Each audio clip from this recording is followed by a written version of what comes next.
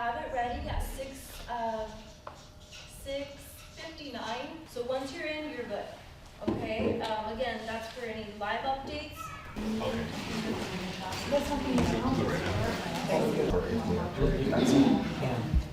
Okay. And how that process works. Set, good boy.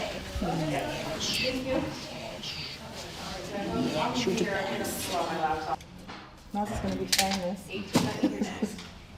I said we thought he should be a model. Yeah. Okay, I think you're next.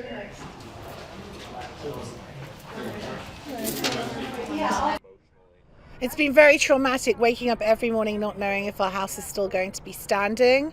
As far as we know, our landlord says our house is still standing in Topanga, but nobody's letting residents in.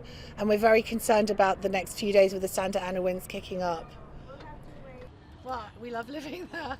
It's very peaceful and quiet. And 24 to 48 hours. we're absolutely terrified. We've left everything behind. We have no insurance.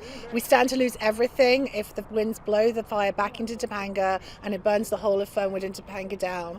So we're just praying and hoping that doesn't happen. But we're very scared.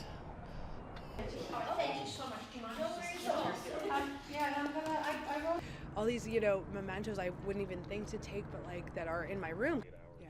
I'm really, really worried. My landlord tries to update us every day, and he's been saying that it definitely could change. We are, receiving emails or texts every day to see what the status is. I am on alert with notifications from all of the apps that I have. All of my neighbors, we have a group chat, and we're constantly saying, like, is our power still on?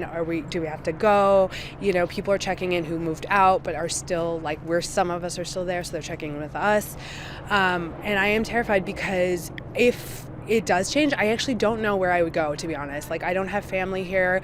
I have friends, but they're all affected. So I don't have a set plan in mind, and it's terrifying, yeah.